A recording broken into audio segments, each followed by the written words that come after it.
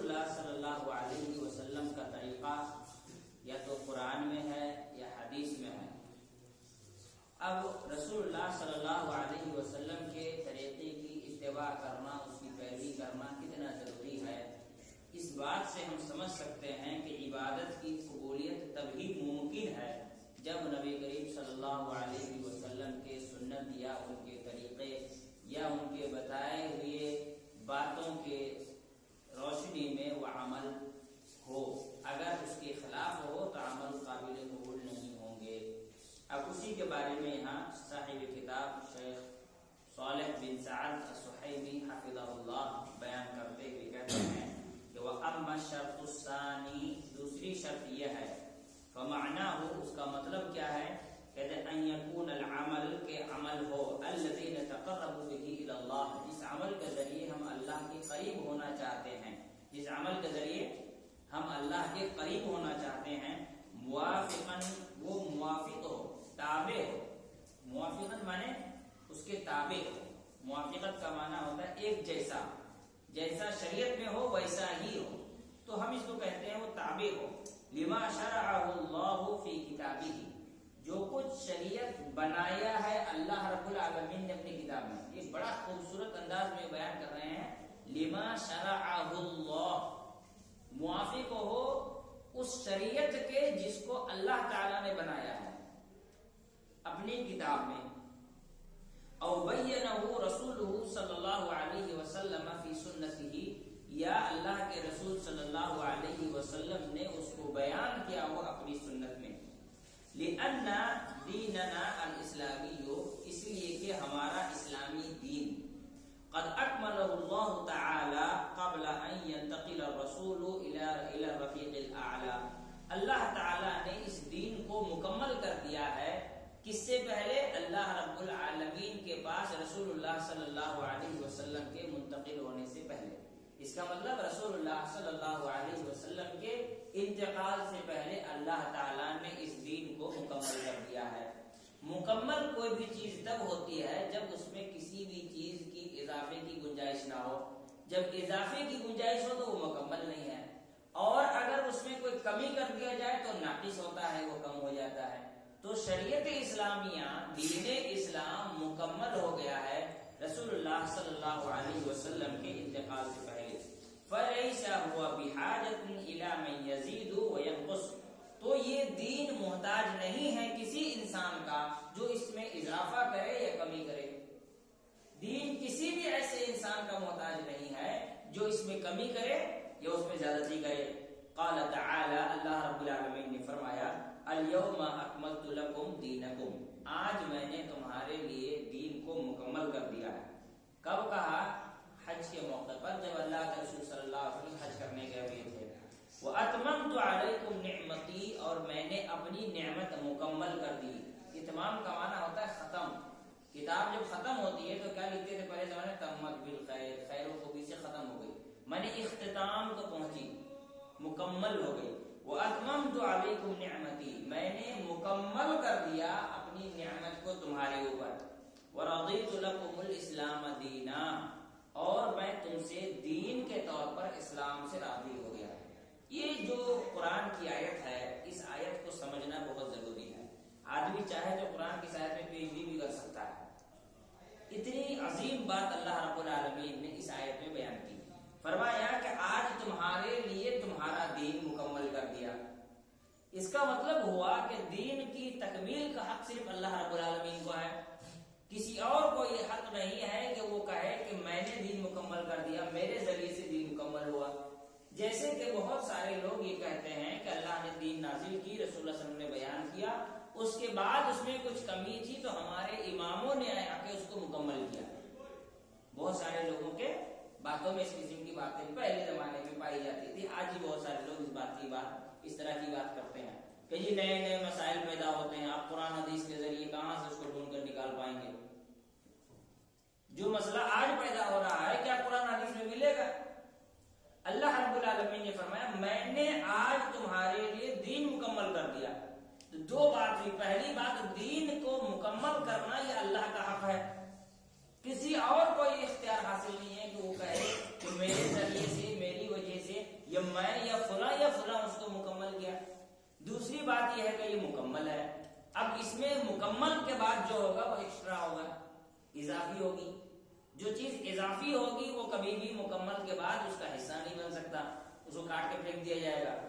مثال کے طور پر آپ اگر دیکھیں کہ ایک بورا ہے جس میں کہا جائے گا کہ اس میں 10 کلو چاول ڈالے جائیں گے. کتنے؟ 10 کلو. تو اگر اس میں 9 کلو 990 گرام دیا جائے گا تو اس میں 10 گرام کم ہے، اس کا مطلب اس میں ڈالنا ضروری ہے. اور اگر 10 کلو کے بعد کچھ بچ اضافہ ہو جاتا ہے تو اس کا مطلب کیا ہوگا؟ ایکسٹرا ہو گیا، اس کو نکال کے پھینکنا ہوگا، نہیں تو آپ بورا کو سل نہیں سکتے. تو مکمل ہو گیا. جو اضافہ ہوگا اس کو چھانٹ دیا جائے گا، جو کم ہوگا اس کو بھرا جائے گا، تبھی جا کر کے یہ مکمل ہوگا. تو اللہ رب العالمین نے مکمل کر دیا. وَأَتْمَمْتُ عَلَيْكُمْ نِعْمَتِي، آج میں نے تمہارے لیے اپنی نعمت مکمل کر دی. یعنی اب نعمت ختم ہو گئی ہے. اس کے بعد جو چیزیں ہوں گی وہ نعمت کا حصہ نہیں ہوں گی. بات سمجھ میں آ رہی ہے؟ اکملت لکم دینکم، دین مکمل کر دیا. پھر اکملت لکم دینکم، دین مکمل کر دیا. واتممت علیکم نعمتی، تمہارے لیے اپنی نعمت مکمل ختم کر دی. کا مطلب کیا ہوتا ہے؟ بات تو وہی ہے نا کہ دین مکمل ہو گیا. پھر کہہ رہا ہے کہ میں نے اپنی نعمت مکمل کر دی ہے. نعمت بتا اسلام مکمل ہو گیا. تو ایک بات کو ڈبل بولنے کی کیا ضرورت ہے؟ اللہ رب العالمین نے کتنے خوبصورت انداز میں بیان کیا. پہلے کہا دین مکمل کر دیا، پھر کہا کہ نعمت ختم کر دی. اتمام کا معنی ختم ہوتا ہے.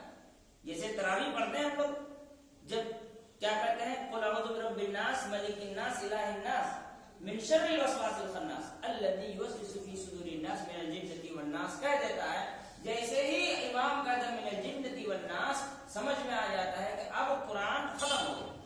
اس کے بعد اگر کوئی کچھ پڑھ لے گا تو وہ قرآن کا حصہ نہیں. اس کے بعد کوئی چیز قرآن کا حصہ نہیں ہے. اگر پڑھے گا تو پھر پچھلا پڑھے گا، یا تو پھر اس کے علاوہ جو بھی ہوگا وہ قرآن کا حصہ نہیں ہوگا. تو معلوم یہ ہوا کہ مکمل اور ایک ہوتا ہے اتمام. اللہ نے کہا وَأَتْمَمْتُ عَلَيْكُمْ نِعْمَتِي، آج میں نے تمہارے لیے اپنی نعمت کو ختم کر دیا. اس کے بعد جو بھی ہوگا وہ نعمت کا حصہ نہیں ہو سکتا ہے. جب نعمت نہیں ہوگی تو سزا ہو جائے گا نہیں، جو چیز نعمت نہیں ہوگی وہ عذاب ہو جائے گی. تو اللہ تعالیٰ نے کتنے خوبصورت انداز سے بیان کیا کہ وَأَتْمَمْتُ عَلَيْكُمْ نِعْمَتِي وَرَضِيتُ لَكُمُ الْإِسْلَامَ دِينًا، اور اسی مکمل نعمت اور کیا کہتے ہیں پورے بھرپور نعمتوں سے بھرپور مکمل دین سے اللہ رب العالمین راضی ہے. اب اس کے علاوہ جو چیز ہوگی وہ دین کا حصہ نہیں ہوگا. جب وہ دین کا حصہ نہیں ہوگا تو اللہ اس سے راضی بھی نہیں ہوگا، اور وہ اللہ راضی نہیں ہوگا کیونکہ وہ نعمت کا بھی حصہ نہیں ہوگا. اور نعمت کا حصہ اس لیے نہیں ہوگا کیونکہ اللہ نے اس کو مکمل کر دیا. اس کے بعد وَقَدْ جَاءَتِ النُّصُوصُ كَثِيرَةٌ تَأْمُرُ بِالْاتِّبَاعِ، اسی طرح سے بہت ساری دلیلیں قرآن کے اندر اللہ رب العالمین نے ایسی نازل کی ہے جو حکم دیتی ہے رسول اللہ صلی اللہ علیہ وسلم کی اتباع کرنے کا. وَتُحَذِّرُ مِنَ الْإِبْتِدَاعِ وَالْإِحْدَاثِ فِي الدِّينِ، اور ڈراتی ہے، روکتی ہے، منع کرتی ہے. تحذر کا معنی اصل ہوتا ہے ڈرانا. ڈراتی ہے کس سے؟ من الابتداع. ابتداع کا معنی ہوتا ہے کسی نئی چیز کو پیدا کرنا یا جنم دینا. والاحداث، نئی چیز گڑھ لینا. پھر دین میں نئی چیز گڑھ لینے سے روکتی ہے. دنیا میں آپ کچھ بھی کر سکتے ہیں، دنیا میں آپ کچھ بھی کر سکتے ہیں، دنیا کے معاملات میں بس حرام چیز نہ کرے، باقی حلال آپ کچھ بھی کر سکتے ہیں. لیکن دین میں آپ کو کچھ بھی کرنے کا حق نہیں ہے، نہ گھٹانے کا نہ بڑھانے کا. اسی لیے کہا گیا کہ دین میں نئی چیزوں کو گڑھنے سے منع کیا ہے، روکا ہے، ڈرایا ہے. قال تعالی، اللہ تعالی نے فرمایا لقد كان لكم في رسول الله اسوة حسنة، تمہارے لیے اللہ کے رسول میں. کتنا خوبصورت بات ہے، اللہ کے رسول میں. یہ جملہ فی حیات رسول اللہ، اللہ نے نہیں کہا، رسول اللہ کی زندگی میں نہیں کہا، رسول اللہ صلی اللہ علیہ وسلم میں. یہ میں کا مطلب بتاؤں گا کہ قرآن کی آیت پہلے مکمل کر لیں. لقد كان لكم في رسول الله، تمہارے لیے اللہ کے رسول میں اسوۃ حسنہ، بہترین ماڈل ہے، بہترین ماڈل ہے.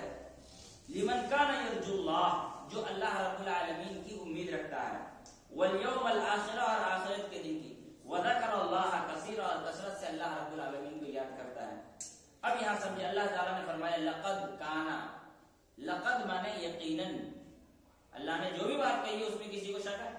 اس کے بعد اللہ کہتا ہے یقیناً، اس کا مطلب اللہ زور دے رہا ہے کہ ایک مومن کی زندگی میں اس سے بہتر رول ماڈل ہو ہی نہیں سکتا، چاہے وہ ہوا میں اڑنے والا آدمی ہو، پانی میں چلنے والا آدمی ہو، بنا کھائے پیے 1000 سال زندہ رہنے والا آدمی ہو، پہاڑوں میں جیتا ہو، گفاؤں میں رات گزارتا ہو، اس سے کوئی لینا دینا نہیں ہے۔ اس سے بہتر رول ماڈل میرے دادا جی جو تھے نا، بڑے لمبے عبادت گزار تھے۔ آپ کی عمر کتنی ہے؟ 30 سال، وہ تو 50 سال تہجد پڑھے تھے۔ تمہاری اتنی عمر ہے، اس سے زیادہ لمبی عمر وہ صرف تہجد پڑھے ہیں، آپ ان کی بات کر رہے ہیں؟ نہیں کہ ہم ان کی بات کیوں کرتے ہیں؟ ہم تو اللہ کے رسول کی بات کرتے ہیں، ہے نا؟ ہماری حیثیت کیا ہے؟ ہم تو اللہ کے رسول کی بات کر رہے ہیں۔ تو اللہ تعالیٰ نے فرمایا یقیناً تمہارے لیے اللہ کے رسول میں، یعنی ان کے بالوں میں، ان کے ناخن میں، ان کے ناک میں، ان کے کان میں، ان کے ہاتھوں میں، ان کے پیروں میں، ان کے جسم کے جتنی چیزیں انسان کو دکھ رہی ہیں، ان کے داڑھی کا انداز، ان کے مونچھ کا انداز، ان کے سر کے بالوں کا انداز، ان کے پگڑی باندھنے کا انداز، ان کے لباس پہننے کا انداز، ان کے چلنے کا انداز، ان کے بیٹھنے کا انداز، ان کے سونے کا انداز، ان کے جاگنے کا انداز، ان کے بیوی کے ساتھ زندگی گزارنے کا انداز۔ محدثین نے حدیث کی کتابوں میں ایک چیپٹر لکھا ہے، باب عشرۃ النساء، عورتوں کے ساتھ زندگی گزارنے کا باب۔ اس میں اس بات کو بیان کیا کہ اللہ کے رسول صلی اللہ علیہ وسلم اپنی بیویوں کے ساتھ کیسا برتاؤ کرتے تھے۔ فی رسول اللہ صلی اللہ علیہ وسلم میں صرف ان کی نماز ہمارے لیے رول ماڈل نہیں ہے، ان کی زندگی کا سب کچھ ہمارے لیے رول ماڈل ہے۔ اسی لیے صحابہ اکرام محدثین نے حدیث کسے کہتے ہیں کہا تو کہا، بیان کرتے ہوئے کہا کہ ما اضیف الی النبی صلی اللہ علیہ وسلم من قول او فعل او تقریر او صفات خلقی و خلقی۔ اب پوری لمبی تشریح کرنے کا موقع نہیں، حدیث کس کو کہتے ہیں، لیکن ایک بات کہا صفات خلقی او خلقی، پیدائشی و اخلاقی صفات جس کو اردو میں کہتے ہیں، وہ ساری باتیں جو رسول اللہ صلی اللہ علیہ وسلم نے کی، وہ سارا عمل جو رسول اللہ صلی اللہ علیہ وسلم نے کیا، رسول صلی اللہ علیہ وسلم کے سامنے کیا گیا لیکن انہوں نے کبھی منع نہیں کیا، اور پیدائشی و اخلاقی صفات یہ حدیث کا حصہ ہیں۔ ان کی گردن کیسی تھی، ان کی آنکھیں کیسی تھی، وہ کسی سے بات کرتے وقت کتنا جھکتے تھے، یہ ساری چیزیں ہمارے لیے اسوہ حسنہ ہیں۔ اللہ کے رسول صلی اللہ علیہ وسلم سے جب کوئی ملتا تھا تو کس طرح ان کا استقبال کرتے تھے، وہ جب چلے جاتا تھا تو اس کے بارے میں کیا رائے ہوتی تھی۔ رسول اللہ صلی اللہ علیہ وسلم کے چلنے پھرنے، اٹھنے بیٹھنے، کھانے پینے، دنیا کی تمام چیزیں جو رسول اللہ صلی اللہ علیہ وسلم نے کی ہیں وہ کیا ہے، ہمارے لیے اسوہ حسنہ ہے۔ ابھی کچھ دن پہلے ایک روایت میں نے کہیں پڑھی ہے، اور پہلے تو میں نے شیخ بریلوی سے سنا، پھر میں نے دیکھا تو ایک جگہ مجھ کو روایت ملی کہ بعض سلف میں سے بعض کے اقوال ایسے ہیں کہ اگر تم میں سے کسی کو حدیث میں یہ مل جائے کہ سر کھجلانے کا طریقہ ایسا ہے تو اسے چاہیے کہ وہاں بھی شریعت کی مخالفت نہ کرے، اسی حدیث کے روشنی میں سر کھجلائے۔ بات سمجھ میں آ رہی ہے؟ ہمارے لیے دین میں سب کچھ بتا دیا گیا ہے، فی رسول اللہ صلی اللہ علیہ وسلم۔ ایک حدیث یاد آئی، اللہ کے رسول صلی اللہ علیہ وسلم کے زمانے میں ایک صحابی کو ایک آدمی نے چڑھائی، یہودی نے چڑھایا کہ یعلمکم نبیکم کل شیء حتی الخراج، تمہارا نبی تو بڑا عجیب آدمی ہے، تمہیں سب کچھ بتاتا ہے۔ یہ کوئی بات ہے کہ استنجا کرنے کا طریقہ سکھایا جائے؟ یعنی ان کے حساب سے بڑا آدمی بڑی بڑی باتیں کرے، بڑا آدمی چھوٹی بات کیوں کرے؟ جیسے ہمارے یہاں پر ہوتا ہے نا، بڑا آدمی بڑی بڑی بات کرے گا، بڑا آدمی چھوٹی بات تھوڑی کرے گا۔ آئنسٹین 2 اور 2 4 تھوڑی بتائے گا، وہ تو دنیا کا کچھ اور بتائے گا۔ 2 اور 2 4 پرائمری کے ٹیچر بتاتے ہیں، پروفیسر نہیں بتاتے ہیں۔ تو اس کے حساب سے تھا کہ اس نے مذاق اڑایا کہ تمہارا نبی ہے، نبی کا دعویٰ کر رہا ہے، اتنا عظیم انسان بننے کی بات کر رہا ہے اور بتا رہا ہے استنجا کرنے کا طریقہ کیا ہے۔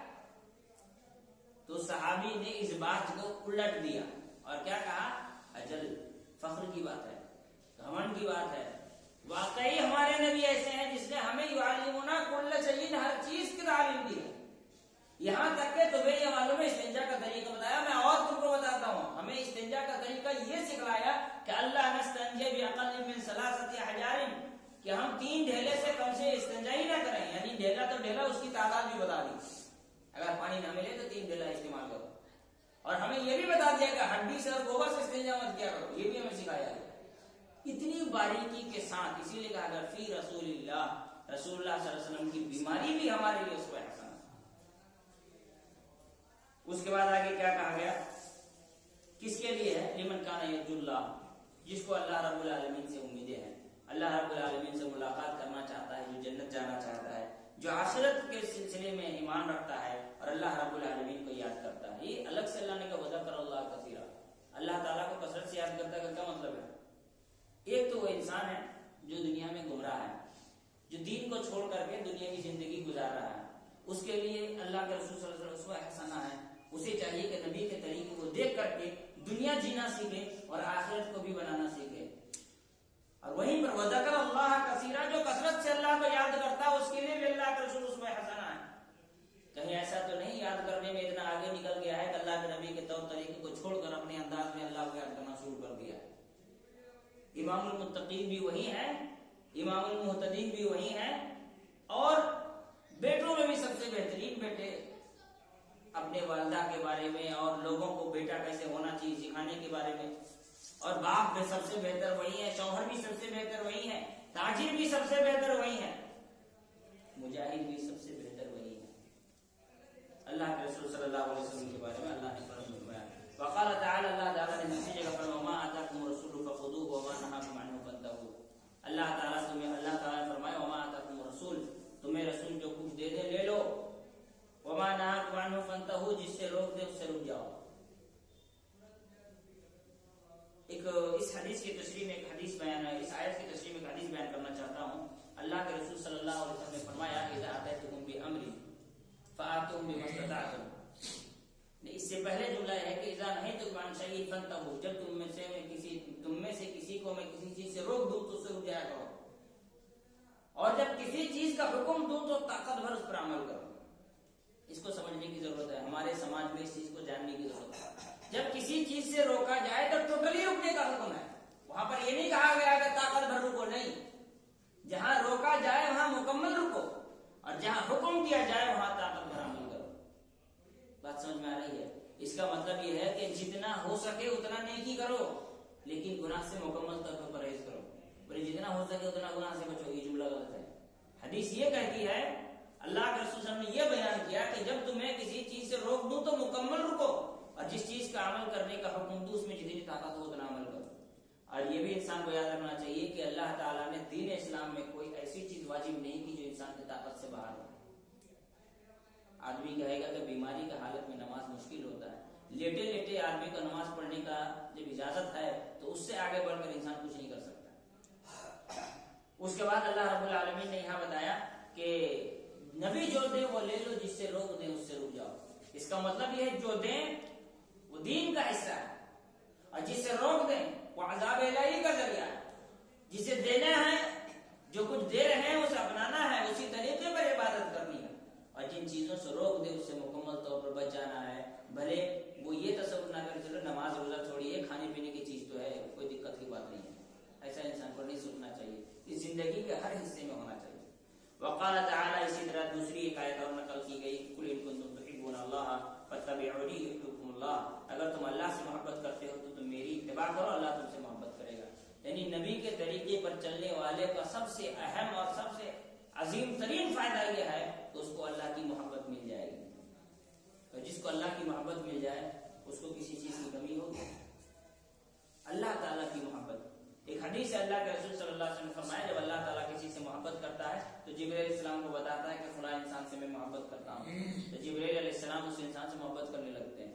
پھر جبرائیل علیہ السلام تمام فرشتوں کو بتاتے ہیں کہ اللہ رب العالمین فلاں بندے سے محبت کرتا ہے، تو سارے کے سارے فرشتے اس سے محبت کرنے لگتے ہیں، یہاں تک کہ اللہ کے رسول صلی اللہ علیہ وسلم نے فرمایا پھر دنیا کے لوگوں کے دلوں میں اس کے لیے محبت پیدا کر دی جاتی ہے۔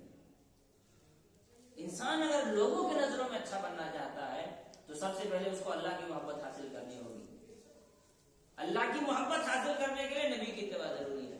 قل، آپ کہہ دیجئے، ان کنتم تحبون اللہ، اگر تم اللہ سے محبت کے دعوے میں سچے ہو تو اس دعوے کی دلیل پیش کرو۔ اس دعوے کی دلیل کیا ہے؟ فاتبعونی، میری اتباع کرو، یحببکم اللہ، اللہ تعالیٰ تم سے محبت کرے گا، ویغفر لکم ذنوبکم، اور اللہ رب العالمین تمہارے گناہوں کو معاف کر دے گا۔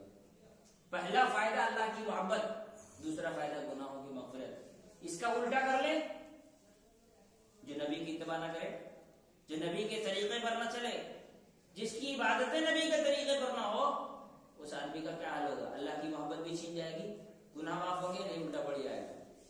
ہمارے یہاں پر انسان عام طور پر اپنی مرضی سے عبادت کرنے کا عادی ہے۔ ایک مولانا صاحب ہم سے ملے، کہا کہ آپ کے اہل حدیث مسجدوں میں جاتے ہیں تو وہ زور دے دے کر نبی اور نبی نبی، بھائی نبی سے محبت تو ہر آدمی کرتا ہے۔ ہمارے ایک جماعت ہے وہ اس طرح کرتے ہیں، بریلویوں کو یہاں جاؤ تو وہ لوگ نبی کی عظمت اور نبی سے محبت کو تقریر کرتے ہیں۔ کون دنیا میں ایسا مسلمان ہے جو نبی سے محبت نہیں کرتا؟ سب تو اللہ کے نبی سے محبت کرتے ہیں۔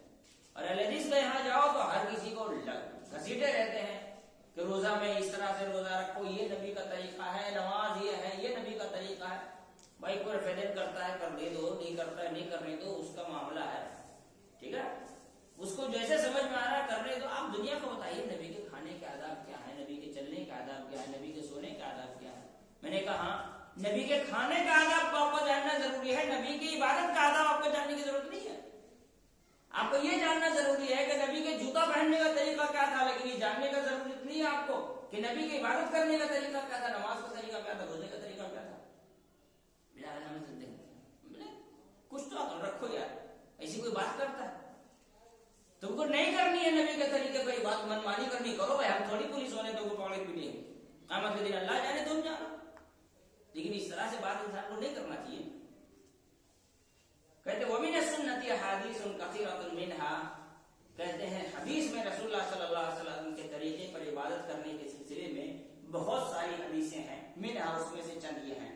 قول رسول اللہ صلی اللہ علیہ وسلم، اللہ کے رسول صلی اللہ علیہ وسلم نے فرمایا علیکم بسنتی وسنت الخلفاء الراشدین المہدیین من بعدی عضوا علیہا بالنواجذ وإیاکم ومحدثات الامور فإن كل محدثة بدعة وكل بدعة ضلالة وكل ضلالة في النار۔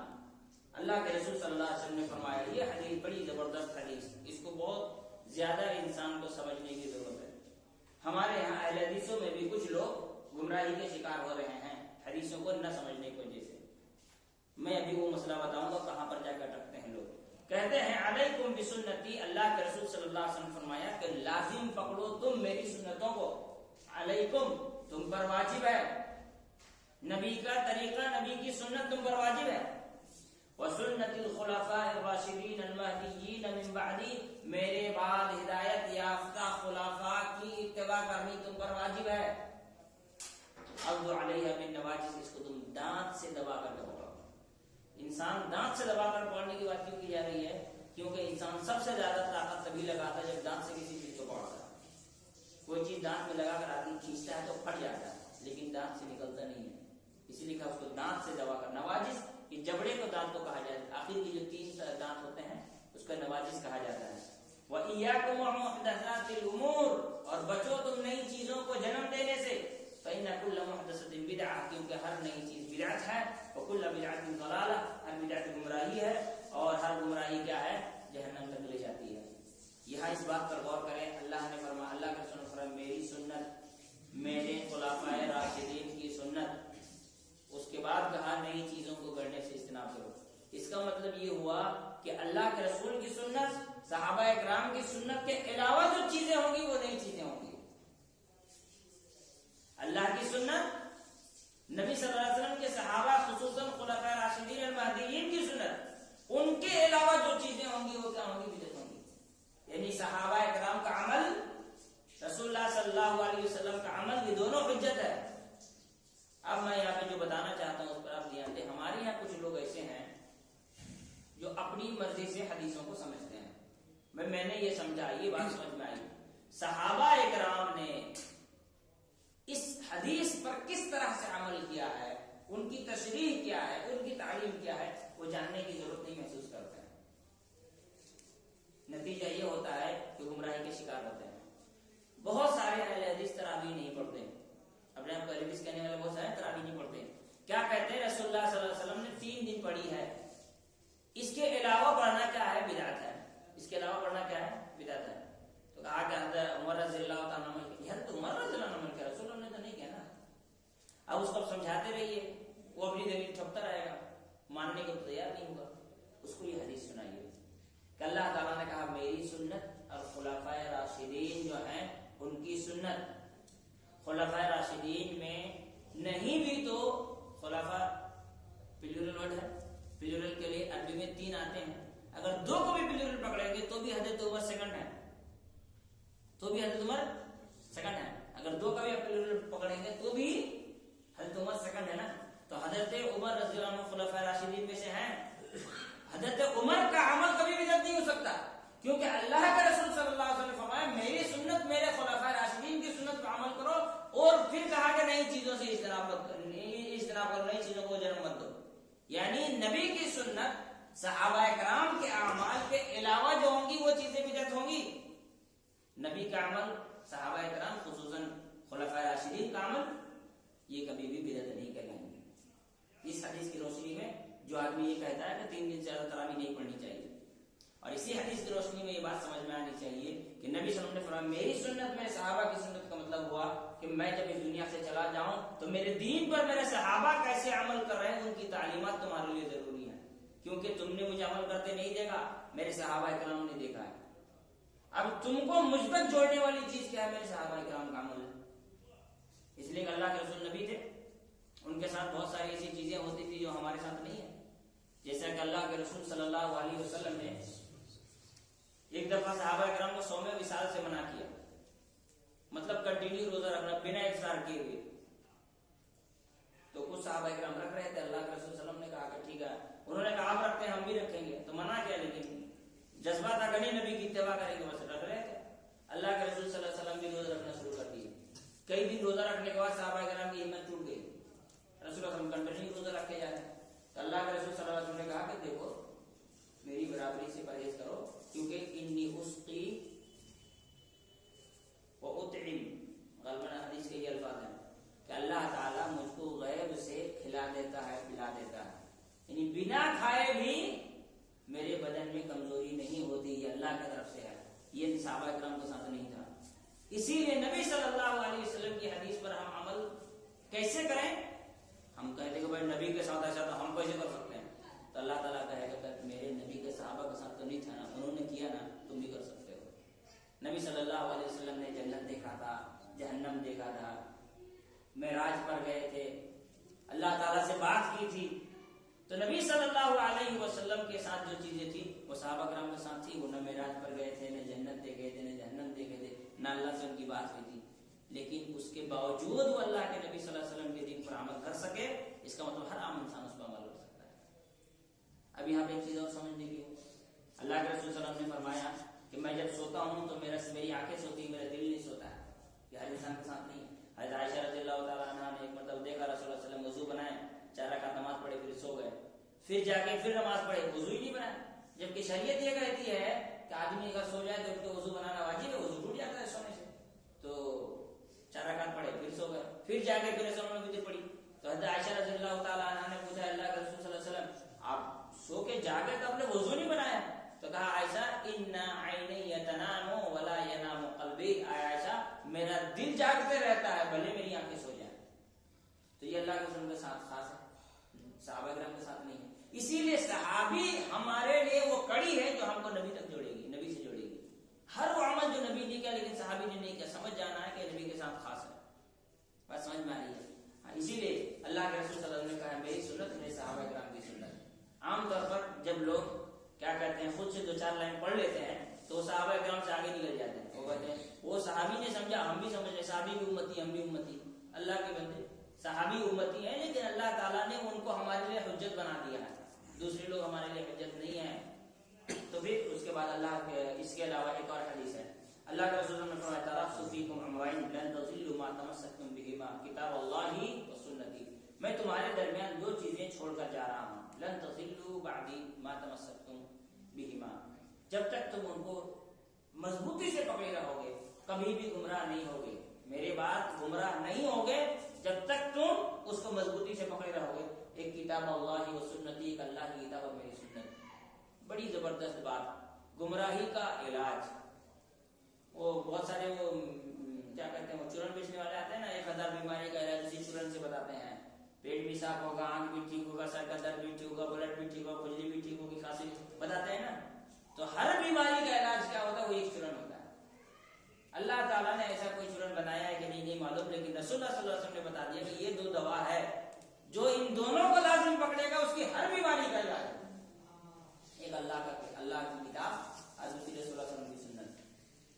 آج امت اسی لیے گمراہ ہے کیونکہ وہ نہ قرآن پڑھتی ہے نہ حدیث پڑھتی ہے، بلکہ وہ تو یہ سمجھتی ہے کہ قرآن پڑھنے سے انسان گمراہ ہو جائے گا۔ نعوذ باللہ، اللہ تعالیٰ نے قرآن لوگوں کو گمراہ کرنے کے لیے نازل کیا تھا؟ نہیں، تمہاری مجال تم قرآن پڑھ رہے ہو کیوں بھائی؟ قرآن پڑھنے کے لیے کیا ہم کو جم کر کے آنا ہوگا یا کچھ اسپیشل ڈش کھانا ہوگا تبھی جا کے ہم قرآن سمجھ سکتے ہیں؟ اللہ نے قرآن نازل کیا ہے ہماری ہدایت کے لیے، بولے نہیں گمراہ ہو جاؤ گے تو یا تو جھوٹا ہے تو قرآن غلط ہے۔ نعوذ باللہ، قرآن کہتا ہے کہ پہل میں مدکر ہے کوئی نصیحت حاصل کرنے والا، تو کہتا پڑھنے کے بعد گمراہ ہو جائے گا، تو ہی بتا تو جھوٹا ہے، قرآن جھوٹی ہے۔ نعوذ باللہ، 2 میں سے بھی ہو سکتا ہے، قرآن تو ہوگا ہی، تو یہ سب سے بڑا مکار ہے، جھوٹا ہے۔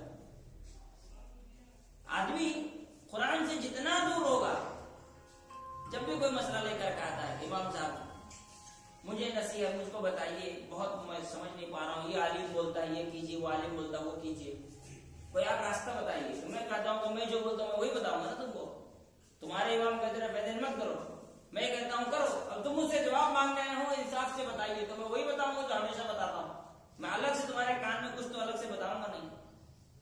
تو پھر بولے تو پھر ایک ہی علاج ہے، تم اللہ سے ہدایت کی دعا کرو اور قرآن پڑھنا شروع کرو، تمہارے ہر مسئلے کا حل اللہ رب العالمین تمہیں ضرور عطا کرے گا۔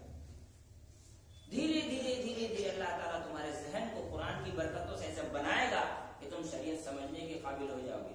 اور اسی قرآن میں اللہ تعالیٰ نے بتایا ہے کہ نبی کی اتباع کیسے کرنی ہے، صحابہ کی اتباع کیسے کرنی ہے، صحابہ کرام کی تعلیم کی روشنی میں قرآن حدیث کو کیسے سمجھنا، اسی قرآن کے ذریعے تمہیں سمجھ میں آئے۔ تو قرآن اللہ نے فرمایا اللہ کی رسول نے اللہ کی کتاب اور نبی صلی اللہ علیہ وسلم کی سنت۔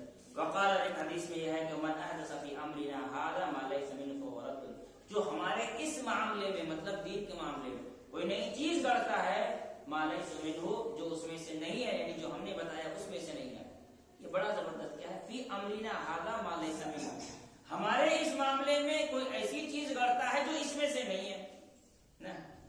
اس کا مطلب کیا ہوا کہ اس کے سلسلے میں اسی سے ہمیں لینا ہے، ہم کو دین کے سلسلے میں دین سے ہی لینا ہے، الگ سے نہیں لینا۔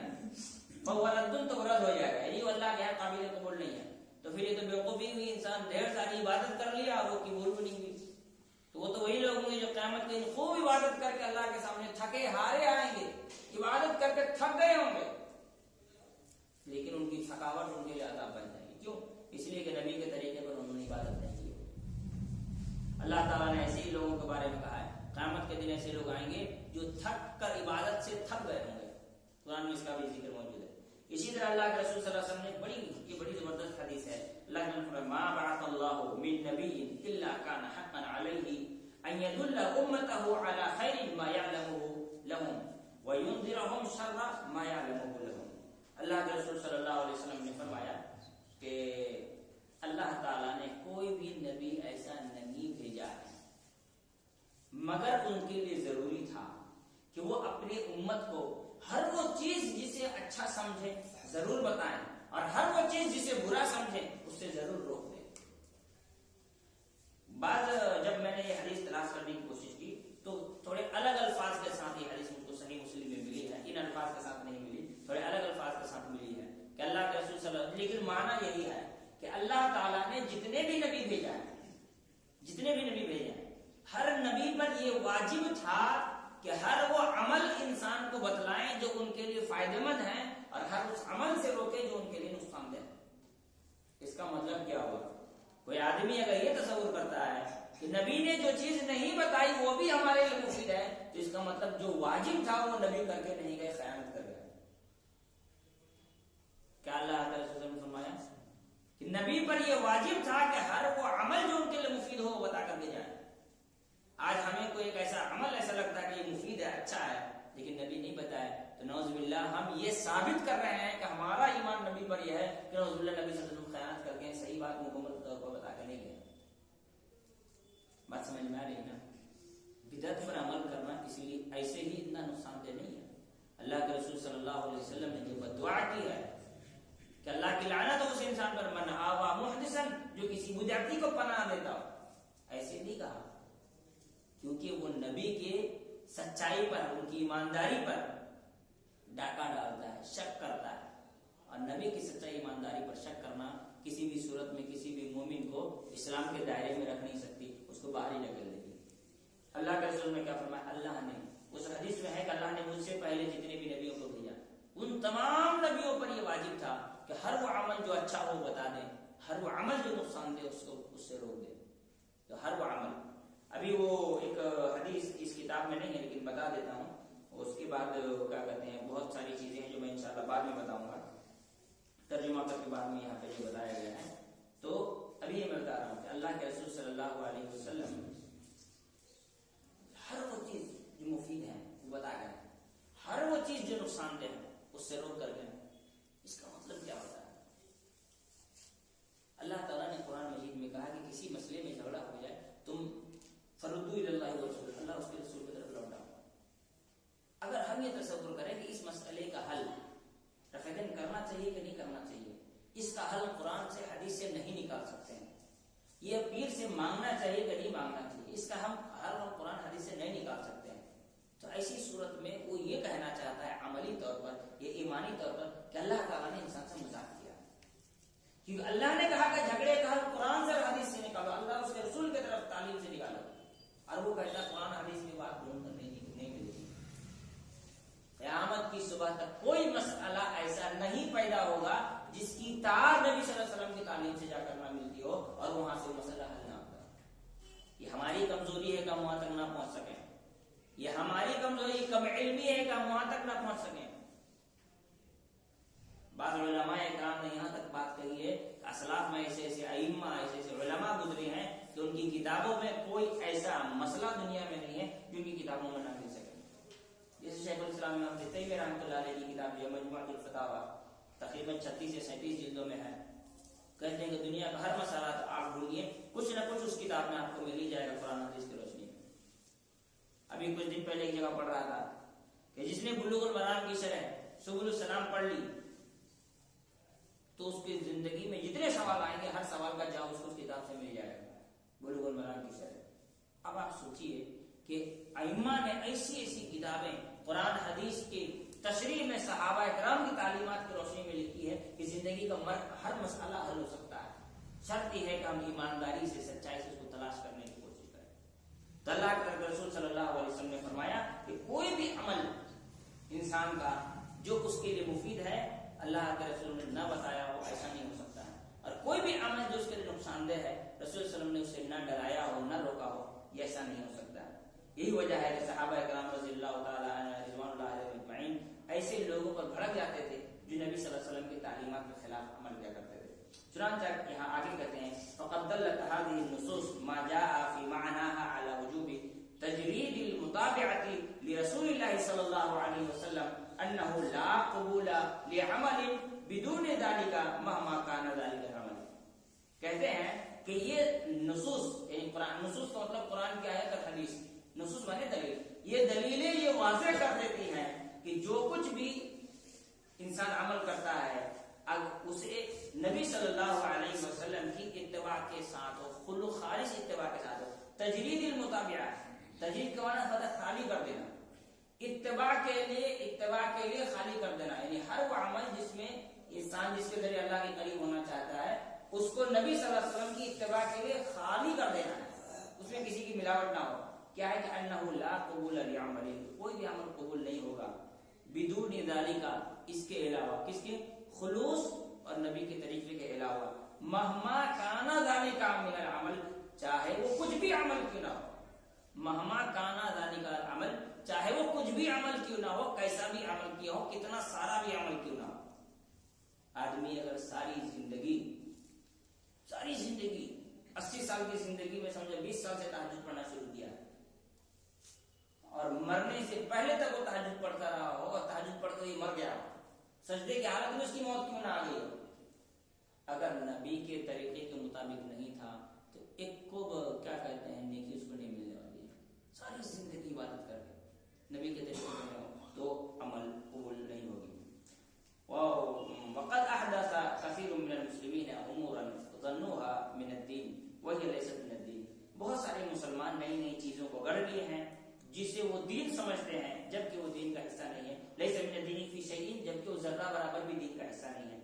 انما هي بدع، بلکہ یہ بدعتیں ہیں، استحسنوها، جس کو وہ لوگ اچھا سمجھتے ہیں، وظنوا انها تقربهم الى اللہ، اور وہ تصور کرتے ہیں، وہ سمجھتے ہیں کہ یہ عمل ان کو اللہ کے قریب کرے گا، تارکین هذه النصوص وراء ظهورهم، ان نصوص کو یعنی قرآن کی آیتوں کو اور ان حدیثوں کو اپنی پیٹھ کے پیچھے پھینک دیتے ہیں، یعنی ان کو اگنور کر دیتے ہیں۔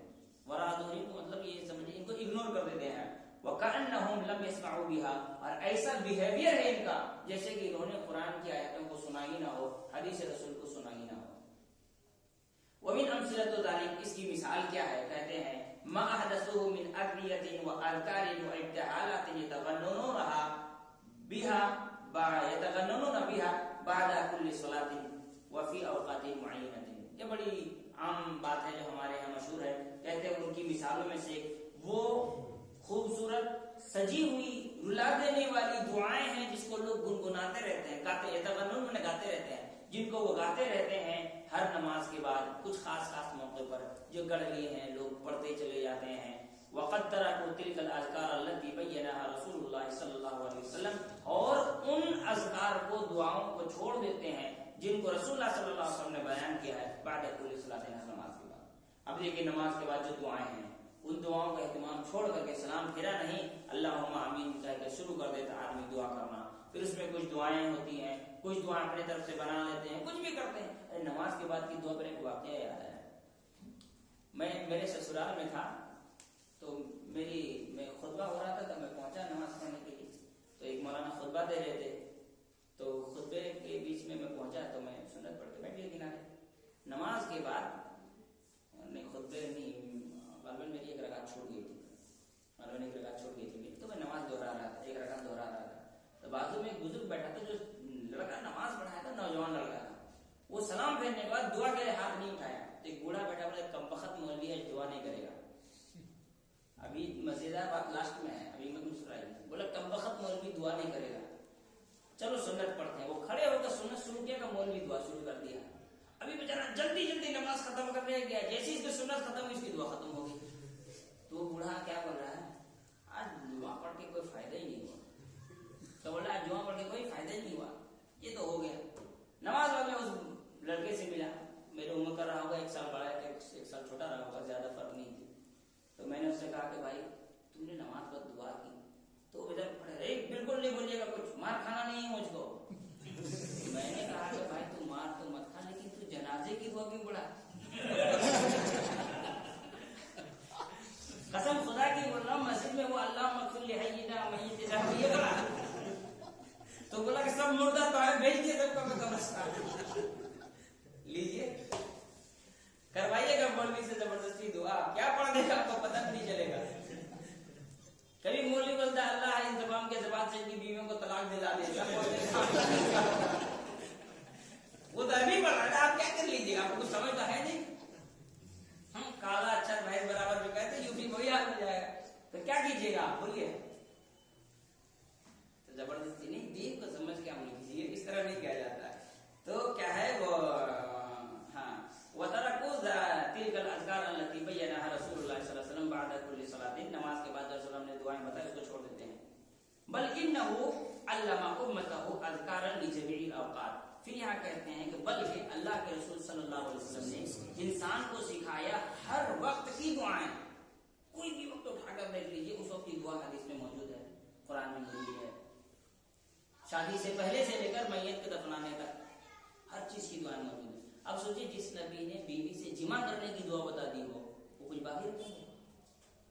ٹھیک ہے، فعلم المسلم ما يقوله عند خروجه من بيته وعند رجوعه اليه، فعلم المسلم، تو رسول اللہ صلی اللہ علیہ وسلم نے سکھایا ہے کہ مسلمان کیا کہے گا گھر سے نکلتے وقت اور گھر میں داخل ہوتے وقت، وما يقوله عند النوم، سوتے وقت کیا کہے گا، وما يقوله عند الاستيقاظ من النوم، اور سونے کے بعد جب جاگے گا تو جاگتے وقت کیا کہے گا، یعنی آدمی بے ہوش رہے گا یا سوتا رہے گا تب کیا کہے گا، اتنا چھوڑ دیے، تب انسان خود سے بڑبڑا لے، کوئی دقت نہیں ہے، لیکن جب ہوش میں رہے گا یا جاگا رہے گا تو پھر وہ نبی کی تعلیمات کی روشنی میں اس کو دعائیں مل جائیں گی۔